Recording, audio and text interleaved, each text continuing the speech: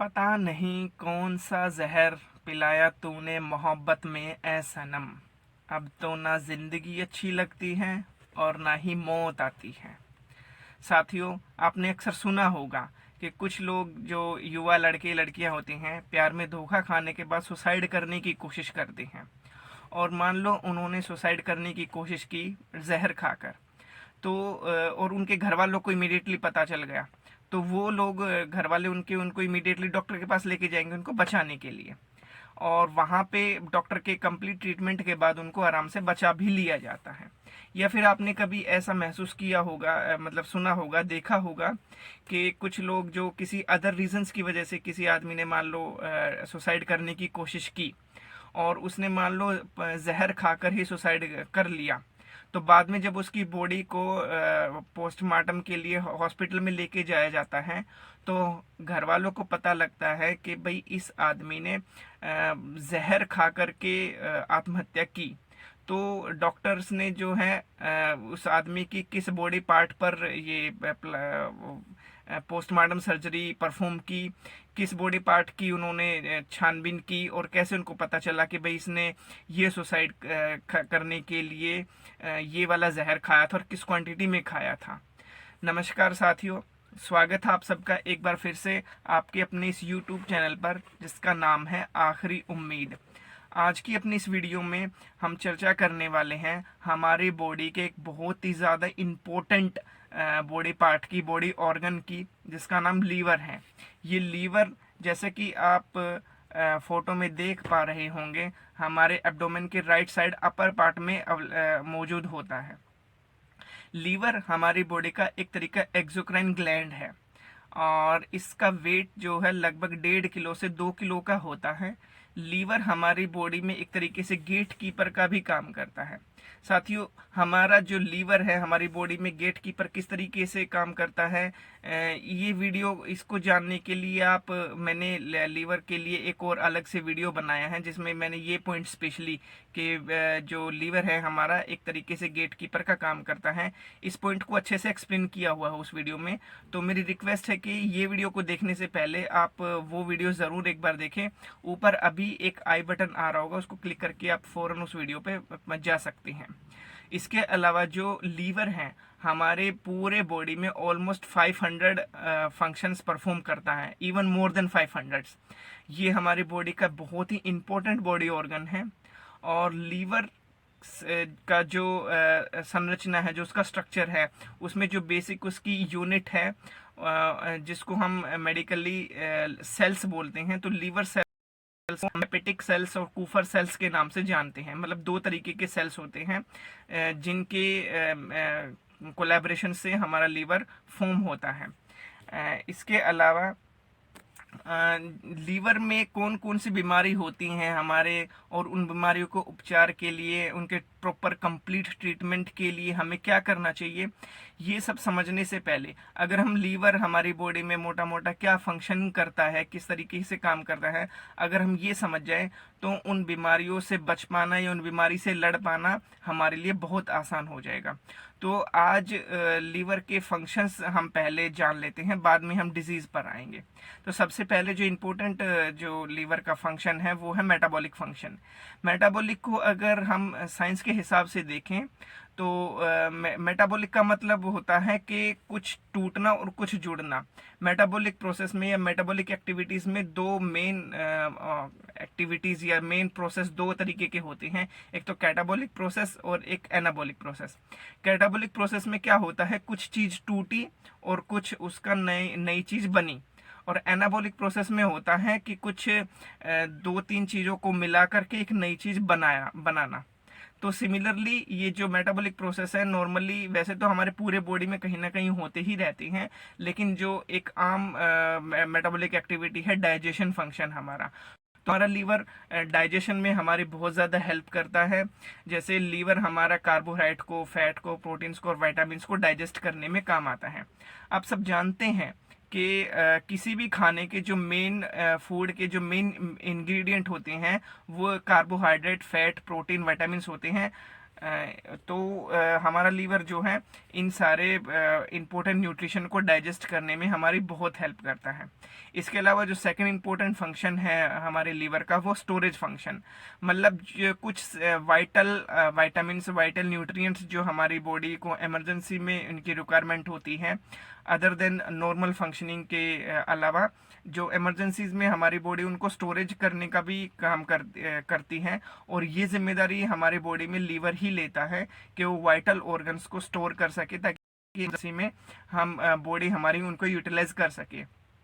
इस तरीके के विटामिन जैसे vitamin A, B12, vitamin D, E, K, iron, folic acid, glucose, amino acids वगैरह वगैरह, तो लीवर इनको स्टोरेज करता है ताकि फ्यूचर में हमारी बॉडी को इनकी रिक्वायरमेंट हो तो धीरे धीरे से सिक्रेट होता रहे और हमारी ब्लड स्ट्रीम्स में मिक्स होता रहे। इसके अलावा जो थर्ड इम्पोर्टेंट फंक्शन है हमारे लीवर का वो है सिंथेटिक फंक्शन, मतलब कुछ बनाना।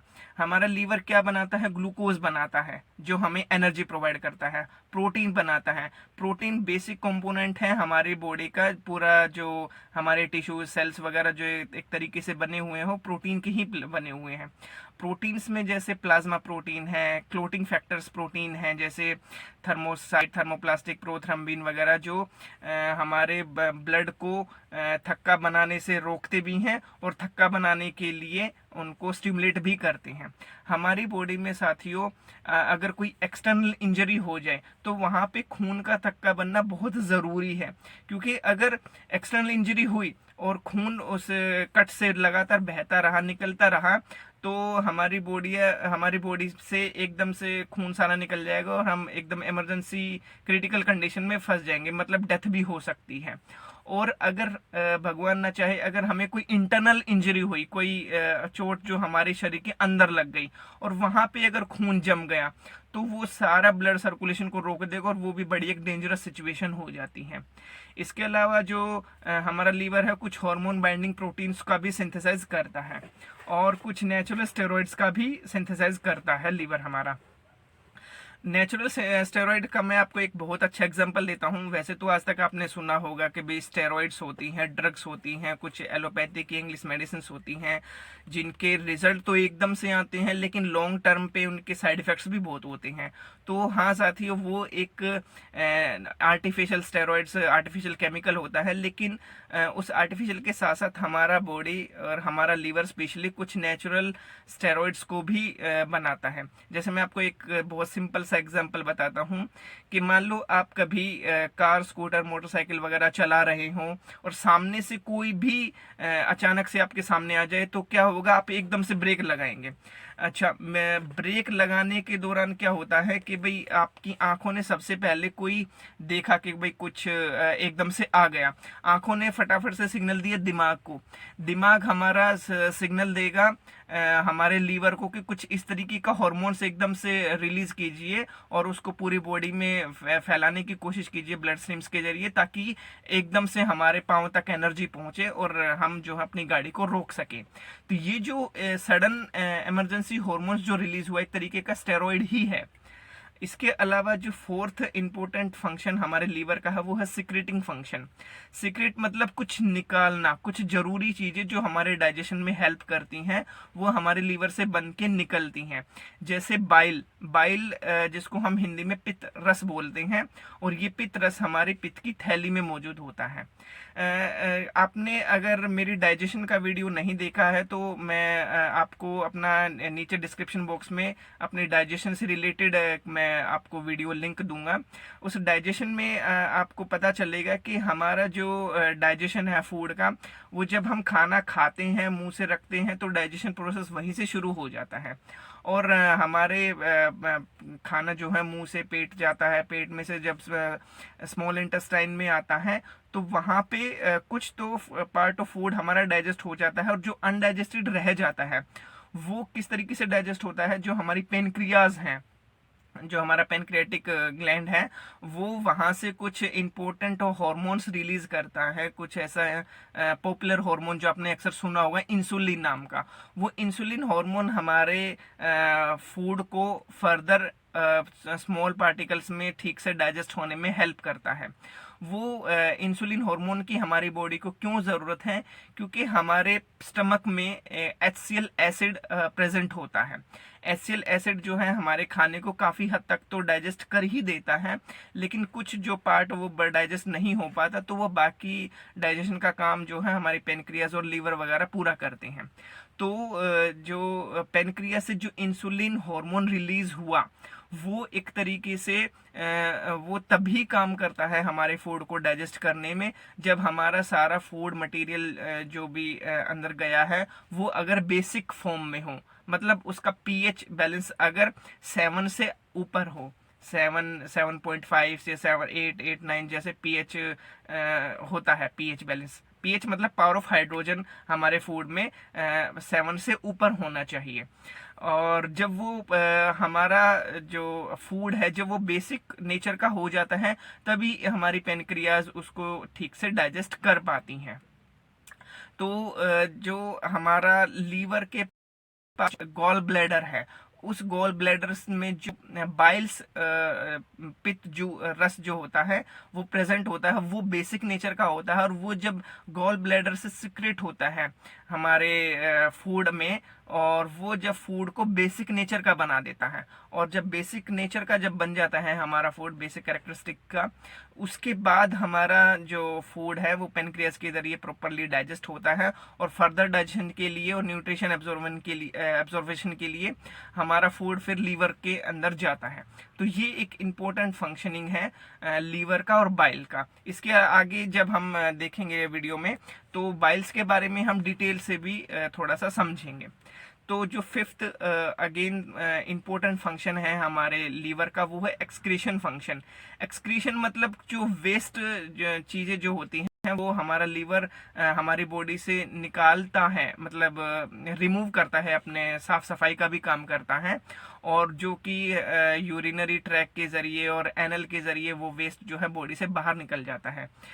जो लीवर कुछ इंपॉर्टेंट मतलब गलत बैक्टीरिया, वायरस, टॉक्सिन्स वगैरह को हमारी बॉडी से रिमूव करता है। कुछ heavy metals like arsenic, bismuth, lead वगैरह, या कुछ बाइल पिगमेंट या कोलेस्ट्रॉल वगैरह, कोलेस्ट्रॉल जो बैड कोलेस्ट्रॉल जो होते हैं उस तरीके का जो हमारी बॉडी के लिए हार्मफुल होते हैं। इसके अलावा जो हमारा सिक्स्थ इम्पोर्टेंट फंक्शन है हमारे लीवर का, वो है हीट प्रोडक्शन का। हीट प्रोडक्शन का मतलब क्या है कि जो भी फूड आइटम हमने खाया उससे जो है हमारा बॉडी एक तरीके का टेम्परेचर मेंटेन करता है हमारे बॉडी का पूरा, कि भाई हमको सर्दी में ज़्यादा सर्दी ना लगे, गर्मी में ज़्यादा गर्मी ना लगे। तो ये सारी मेटाबॉलिक एक्टिविटीज़ को भी कंट्रोल करता है। हीट प्रोडक्शन का काम जो करता है वो हमारा लीवर ही करता है। इसके अलावा जो सेवंथ इंपॉर्टेंट फंक्शन है हमारे लीवर का, वो है हेमोपोइटिक फंक्शन। हेमोपोइटिक फंक्शन का मतलब ये होता है कि जब हमने इस धरती पर जन्म भी नहीं लिया, जब हम एक माँ के गर्भ में होते हैं, तो उस वक्त भी हमारा लीवर एक्टिव होता है और उस भ्रूण के लिए ब्लड का बनाने का काम करता है, और उसको साथ साथ में न्यूट्रिशन सप्लाई भी करता है। इसके अलावा जो भ्रूण में है, माँ के गर्भ में जो बच्चा पल रहा है, उसको लीवर हमारा विटामिन B12, फॉलिक एसिड वगैरह इंपॉर्टेंट न्यूट्रिशन की सप्लाई वहाँ पे कंटिन्यूसली पहुँचाता रहता है। जो अगला इम्पोर्टेंट फंक्शन है हमारे लीवर का, वो है हेमोलाइटिक फंक्शन। हेमोलाइटिक होता है कि भाई जैसे हमारी हर एक बॉडी सेल्स की जो है कुछ ना कुछ एक्सपायरी टाइम होता है, कुछ ना कुछ लाइफ स्पैन का टाइम पीरियड होता है। जैसे हमारे रेड ब्लड सेल्स का 120 दिन का होता है। तो जब वो 120 दिन के बाद जब वो हमारी लाल रक्त कोशिकाएं, जिसको हम रेड ब्लड सेल्स भी बोलते हैं, वो जब टूट जाती हैं, मर जाती हैं, तो उनको डिकम्पोज करने का काम भी हमारा लीवर ही करता है। इसके अलावा जो अगला इम्पोर्टेंट फंक्शन है हमारे लीवर का, वो है ये हमारा लीवर कुछ इम्पोर्टेंट हॉर्मोन्स और ड्रग्स को भी इनएक्टिवेट करता है, जिनकी हमारी बॉडी में फिलहाल ज़रूरत नहीं है, लेटर ऑन उनको ज़रूरत रहती है। जैसे हमारे कुछ ग्रोथ हॉर्मोन्स है, एस्ट्रोजन, इंसुलिन वगैरह, तो उनको कब एक्टिवेट करना है, कब एक्टिवेट नहीं करना है, ये डिसीजन भी हमारा लीवर ही करता है। और शायद इसीलिए हमारे लीवर को हमारी बॉडी का सेकंड ब्रेन भी बोला गया है, क्योंकि हमारा लीवर जो है बहुत सारे ऐसे डिसीजन हैं जो हमारे ब्रेन से बिना पूछे अपने आप लेता है। तो अगला और लास्ट जो इम्पोर्टेंट फंक्शन है हमारे लीवर का वो है डिफेंसिव फंक्शन। मतलब ये जो है लीवर हमारे इम्यून सिस्टम को, हमारी रोग प्रतिरोधक क्षमता को बनाए रखता है, मेंटेन रखता है और उसको बढ़ाने में भी हेल्प करता है। हमारा लीवर जो है किसी भी तरीके की बीमारी से फाइट करता है और बैक्टीरिया वगैरह का जो दुष्प्रभाव उसको खत्म करता है और हमारी बॉडी से टॉक्सिन्स वगैरह को, पॉइजन्स वगैरह को रिमूव करता है। यही वो इम्पोर्टेंट फंक्शन है डिफेंसिव फंक्शन, जहाँ पे मान लो किसी आदमी ने, जैसे मैंने वीडियो की शुरुआत में बताया कि किसी ने अगर जहर खा लिया और वो डॉक्टर के ट्रीटमेंट के बाद बच भी जाता है, तो मतलब किस तरीके से बच जाता है कि जब हम लोग जहर खाते हैं और वो जहर जब हमारे स्टमक के जरिए, इंटेस्टाइन्स वगैरह में डाइजेस्ट होकर और जब हमारे लीवर तक पहुंच जाता है, तो हमारे लीवर को ये पता होता है कि भाई ये जो टॉक्सिन है इस आदमी ने खाया है, ये कितना ज्यादा खतरनाक है इसकी बॉडी के लिए, और इसलिए हमारा लीवर उसको वहीं के वहीं पे रोकने की कोशिश करता है।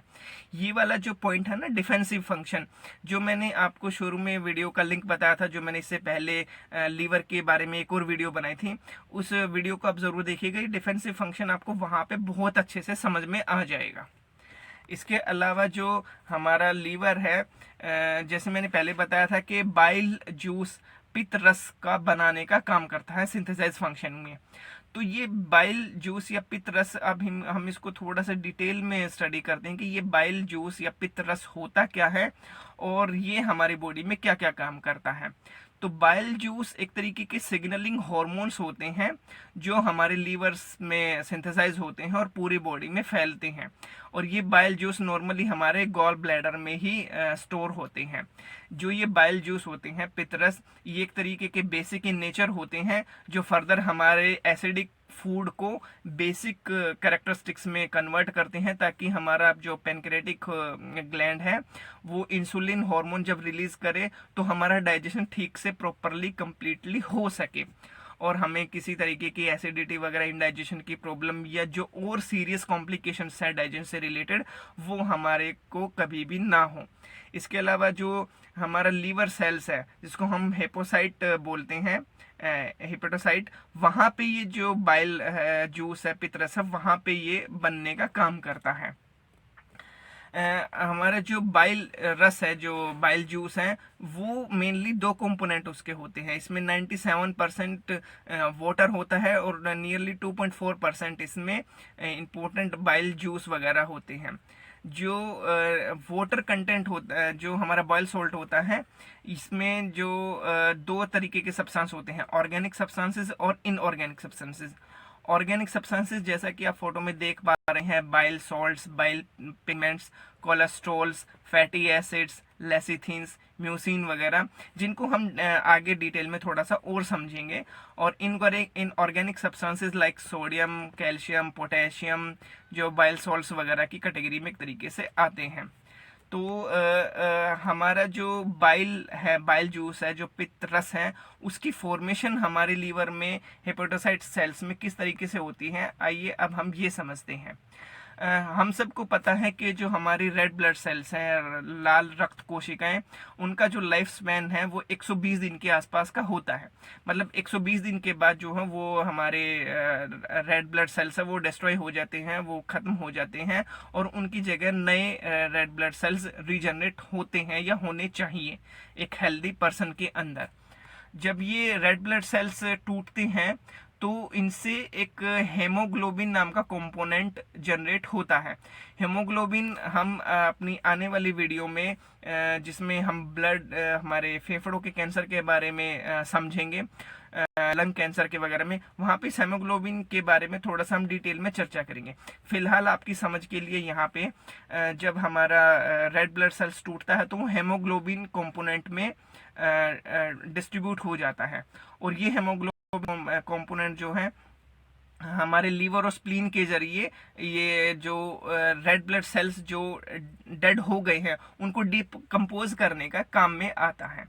इसके बाद जो ये हेमोग्लोबिन है फर्दर दो कंपोनेंट्स में डिवाइड हो जाता है, एक तो हेम कंपोनेंट और एक ग्लोबिन कंपोनेंट। ग्लोबिन कंपोनेंट जो है एक तरीके का अमीनो एसिड्स में कन्वर्ट हो जाता है और हमारी बॉडी में यूटिलाइज हो जाता है। और जो हेम कंपोनेंट है वो फिर से आगे दो पार्ट्स में डिवाइड होता है, आयरन में और बिलीवर्डिन में। बिलीवर्डिन और आयरन में जब ये टूटता है तो यहाँ पे एक एंजाइम की हेल्प से ये आगे फर्दर अपनी प्रोसेसिंग होती है, और वो एंजाइम जैसे आप देख पा रहे हैं हेम ऑक्सीजनेसिस होता है। और जब ये बिलीवर्डिन फर्दर बिलीवर्डिन रिडक्टेडेज में जब फर्दर टूटता है तो ये एक अनकॉन्जुगेटेड बिलीवर्डिन बन जाता है। यहाँ पे अनकॉन्जुगेटेड बिलीवर्डिन का मतलब ये होता है कि ये किसी के साथ भी मिला हुआ नहीं है, ये सेपरेट है और हमारी बॉडी अभी इसको अब अब्जॉर्व नहीं कर पाएगी और इसका कोई यूज नहीं है।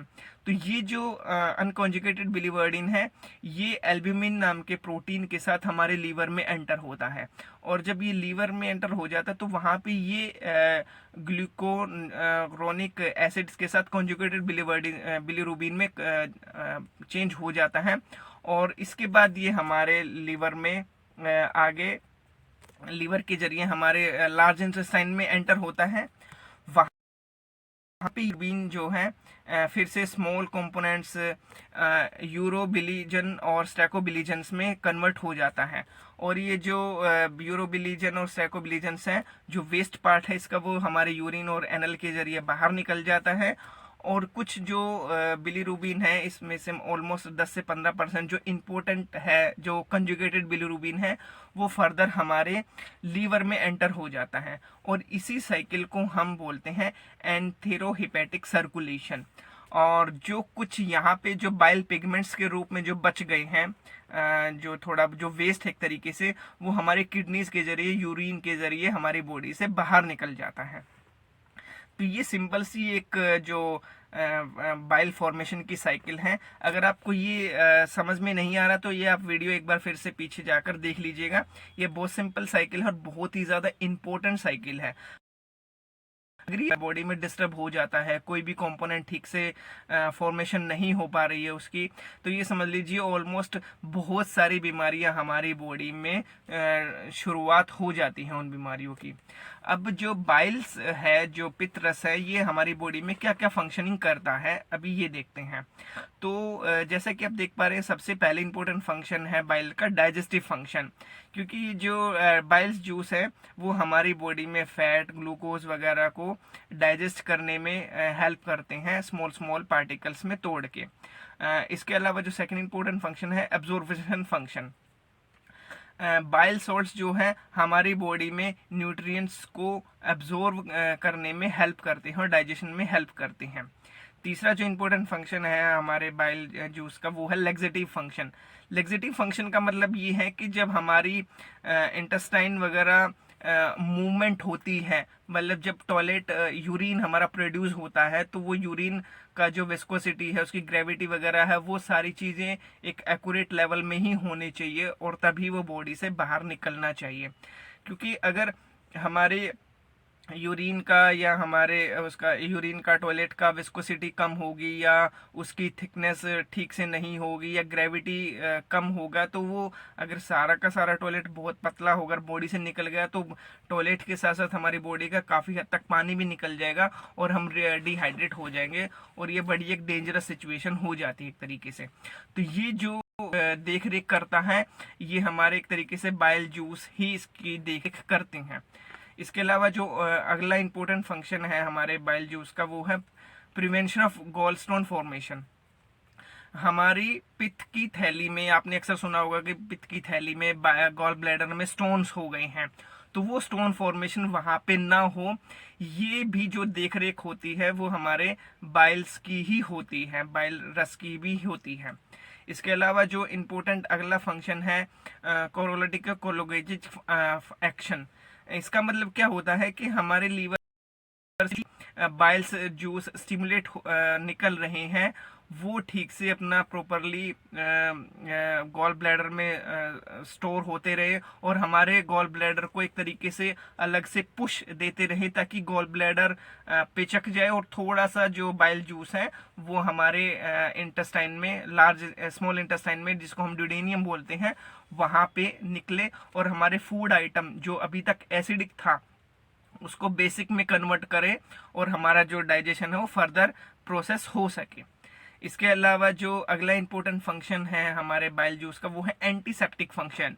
एंटीसेप्टिक मतलब it keeps our body free from any kind of infection. हमारी बॉडी को बैक्टीरिया वायरस से बचाने का जो काम करता है, हम जैसे हमने लीवर की फंक्शनिंग में बताया, लीवर करता है, तो लीवर के अंदर भी कौन करता है, जो बाइल जूस होते हैं वो हमारी बॉडी को इन्फेक्शन से बचाने का भी काम करते हैं। जो अगला इंपॉर्टेंट पार्ट है एक्सक्रीटरी फंक्शन।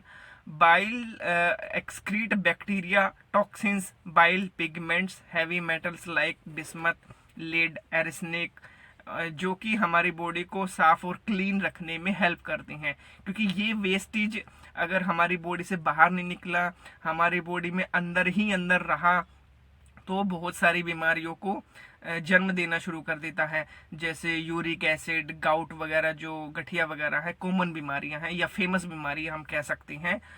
आजकल ये आम हो चला है ये बीमारी आजकल एक लोगों को एक तरीके से।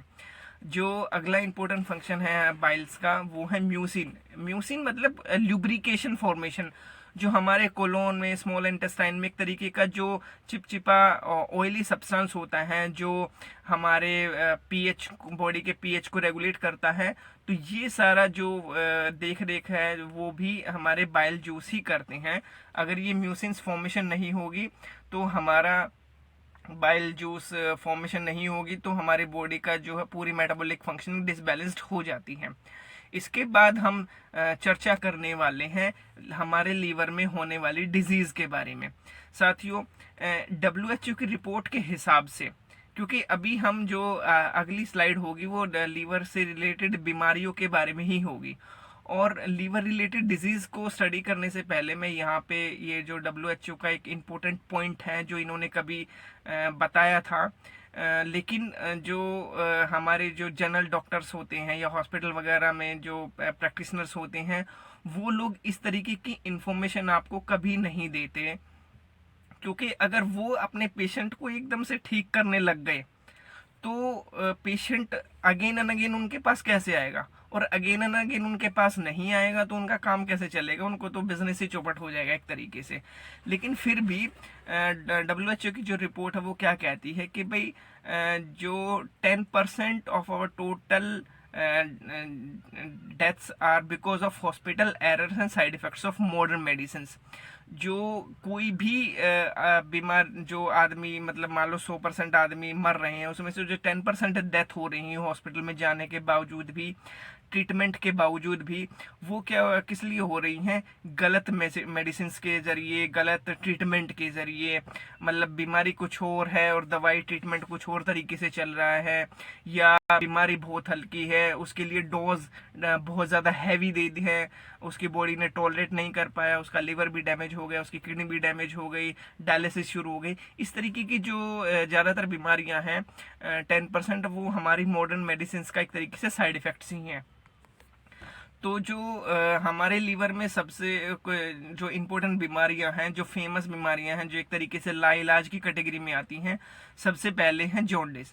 जॉन्डिस मतलब पीलिया, जो हम लोग अक्सर जानते हैं, वो हमारी लीवर की में अगर बाइल जूस ठीक से फॉर्मेशन ना हो रहा हो, या वो जो लीवर फॉर्मेशन, बाइल फॉर्मेशन की जो मैंने साइकिल पिछली स्लाइड्स में डिस्कस की थी, जिसको हम एंटीरियो हेपेटिक सर्कुलेशन बोलते हैं, वो अगर साइकिल डिस्टर्ब हो जाती है और बाइल्स का जो लेवल है हमारी बॉडी में एक सर्टेन लेवल से, मतलब ऑलमोस्ट 2 ग्राम पर डेसीलीटर से ज़्यादा अगर इंक्रीज हो जाता है, तो वो एक तरीके से बुखार, पीलिया का बुखार, जॉन्डिस के नाम से जिसको हम जानते हैं, वो बीमारी हमारे बॉडी में हो जाती हैं और ये बड़ी खतरनाक बीमारी है। आप इसको हल्के में ना लें। इसके अलावा जो ये जो बीमारियां हैं, इनको एक एक करके हम एक सेपरेट वीडियो में भी थोड़ा थोड़ा इनको हम एक्सप्लेन आपको करेंगे। फिलहाल जो अगली इंपॉर्टेंट बीमारी है जो हमारी लीवर की डिसफंक्शनिंग की वजह से होती हैं, वो है जैसे पोर्टल हाइपरटेंशन और असाइटिस। पोर्टल हाइपरटेंशन एक तरीके की जो पोर्टल वेन्स जो हमारे बॉडी में होती हैं, जो हमारे लीवर में और हमारे स्मॉल इंटेस्टाइन से कनेक्टेड होती है, एक पोर्टल वेन्स जहाँ पे न्यूट्रिशन स्मॉल इंटेस्टाइन से लीवर में एंटर होता है। अगर उस वेन्स में, उस नस में अगर रुकावट आ गई तो उसकी वजह से क्या है, हमारे पेट में पानी बनना और न्यूट्रिशन जमा होना और पेट का साइज बढ़ना, जैसे कि आप फोटो में देख पा रहे हैं। और ये बीमारी साथियों अपने आप में बहुत खतरनाक है।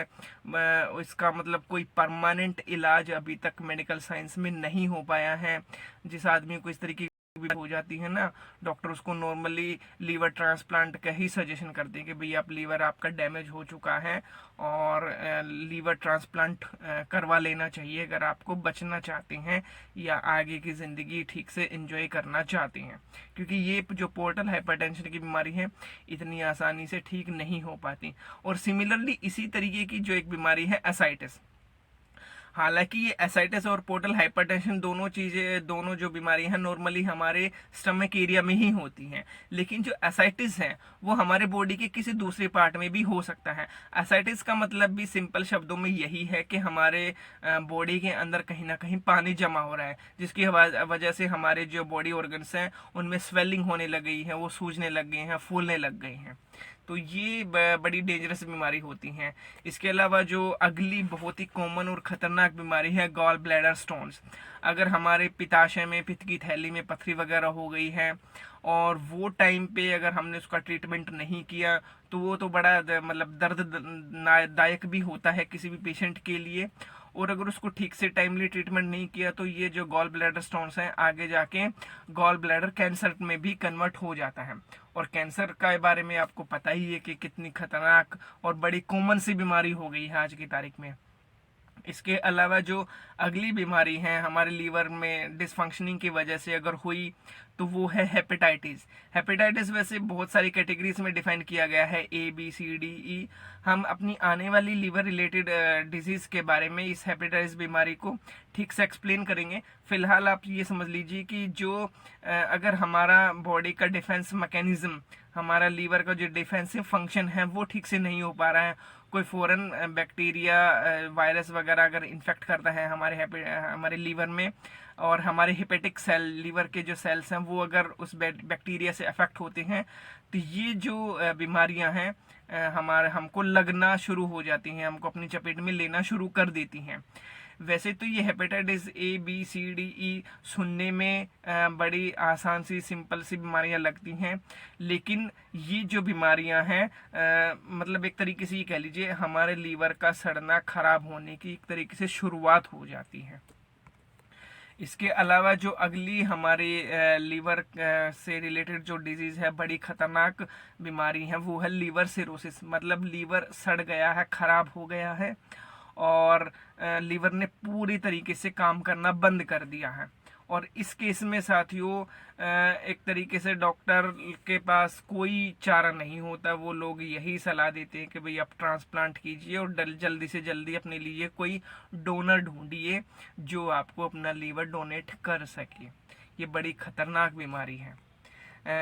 और इसके अलावा जो अगली बीमारी है वो है एंड स्टेज डिजीज, जो जिसको हम कह सकते हैं किसी भी बॉडी ऑर्गन का, वो है लीवर कैंसर। और लीवर कैंसर तो आपको पता ही है कि भाई अगर लीवर ही हमारा काम करना बंद कर दिया या उसमें कैंसर हो गया तो आदमी एक तरीके से मौत के दरवाजे पर ही खड़ा हो जाता है। और टाइमली अगर उसका ट्रीटमेंट ठीक से नहीं हो पाया तो उस आदमी को बचा पाना बहुत मुश्किल हो जाता है। यहाँ पे मैं आपको किसी भी बीमारी जैसे लीवर सिरोसिस है या लीवर कैंसर है, उन ऐसी डेंजरस बीमारी के बारे में आपको मैं एक सिंपल सा फैक्ट यहाँ पे देना चाहता हूँ कि out of 50 trillion cells in a patient, in patients body become revolty. मतलब अगर मान लो कोई आदमी को कोई डेंजरस बीमारी हो गई है, जैसे लीवर सिरोसिस है या कैंसर वगैरह है, और जब उस वो बिल्कुल मरने वाला हो, तो उस मरने की सिचुएशन पे क्या होता है कि हमारे बॉडी में जितने भी सेल्स होते हैं, उन सारे के सारे सेल्स में से सिर्फ 1% सेल ही मरते हैं या मरने की कोशिश करते हैं। बाकी 99% सेल्स जो हैं अभी भी जिंदा रहना चाहते हैं। लेकिन वो क्या है, हमारी जो मॉडर्न मेडिसिन जो गलत ट्रीटमेंट करने का तरीका है, या जो हमारा इम्यून सिस्टम इतना ज़्यादा कमज़ोर हो जाता है उस बीमारी की वजह से, और कोई इतनी डेंजरस बीमारी जब किसी आदमी को लग जाती है तो वो मेंटली खुद भी डिस्टर्ब हो जाता है, डिप्रेशन में आ जाता है कि यार इतनी खतरनाक बीमारी की मेरे को हो गई है, इसका क्या परमानेंट ट्रीटमेंट है, कुछ समझ में नहीं आता। तो उसकी वजह से वो मन से हार जाता है। और जैसे हमने पहले कभी बचपन में सुना होगा कि भाई मन के हारे हार है, मन के जीते जीत है। और अगर हम मन से ही अगर वो बीमारी से डर के मर जाते हैं तो फिजिकली तो हम मौत के मुंह में जा ही रहे हैं। तो साथियों, ये छोटा सा वीडियो था मेरा आपके लिए लीवर या उससे रिलेटेड जो डिजीज वगैरह होती हैं उसके बारे में। अगर आपको ये मेरा वीडियो पसंद आए तो प्लीज़ इसको लाइक कीजिएगा, शेयर उन्हीं के साथ कीजिएगा इस वीडियो को जो इस तरीके की कुछ डेंजरस बीमारियों से लड़ रहे हैं, जूझ रहे हैं, उनको कोई परमानेंट सोल्यूशन नहीं मिल रहा है। सिर्फ उन्हीं के साथ आप इस वीडियो को शेयर कीजिए। और जैसे कि आप देख पा रहे हैं, मेरे यूट्यूब चैनल का नाम है आखिरी उम्मीद। आखिरी उम्मीद का मतलब ये है कि साथियों, ये मैंने बड़ा सोच समझ के मैंने अपने चैनल का नाम रखा था, क्योंकि ज़्यादातर जो पेशेंट मेरे पास आते हैं अपनी क्रोनिक क्रिटिकल बीमारी की वजह से ही मेरे पास आते हैं। और वो लोग ही ज़्यादातर आते हैं जो इधर उधर दूसरे डॉक्टर्स के पास, दूसरे हॉस्पिटल्स के पास खूब ट्रीटमेंट करवा चुके हैं, पैसे से भी और सेहत से भी पूरी तरीके से बर्बाद हो चुके हैं। उनके पास कोई ऑप्शन नहीं बच रहा है, समझ में नहीं आ रहा है। और इस तरीके से जब वो मेरे पास एक आखिरी उम्मीद लेके आते हैं, तो आज तक तो भगवान की दया से मैं उनकी इस आखिरी उम्मीद पर पूरी तरीके से खरा ही उतरा हूँ। और अगर आप में से कोई भी मेरा जो व्यूवर्स हैं, कोई भी आदमी इस तरीके की कोई सी भी डेंजरस बीमारी से लड़ रहे हैं, जूझ रहे हैं, जैसे ये लीवर सिरोसिस है, कैंसर है, हेपेटाइटिस वगैरह है, या किसी भी तरीके का बॉडी कैंसर है, हार्ट प्रॉब्लम है, या कोई भी सीरियस से सीरियस बीमारी आपके मन में जो आ रही है कि भाई हाँ मेरा रिश्तेदार उस बीमारी से लड़ रहा है, काफ़ी साल हो गए हैं उसको ट्रीटमेंट करवाते करवाते, कोई परमानेंट सोल्यूशन अभी तक नहीं मिला है, या उसको कोई प्रॉपर ट्रीटमेंट नहीं मिला है, ठीक से गाइडेंस नहीं मिली है, या वो पैसे से और सेहत से बिल्कुल पूरी तरीके से बर्बाद हो चुका है, ऐसे लोग प्लीज़ एक बार मेरे पास आके मिलिए। अगर भगवान ने चाहा तो मैं आपको ऐसी खतरनाक बीमारियों से पूरी तरीके से छुटकारा दिला सकता हूँ। नमस्कार।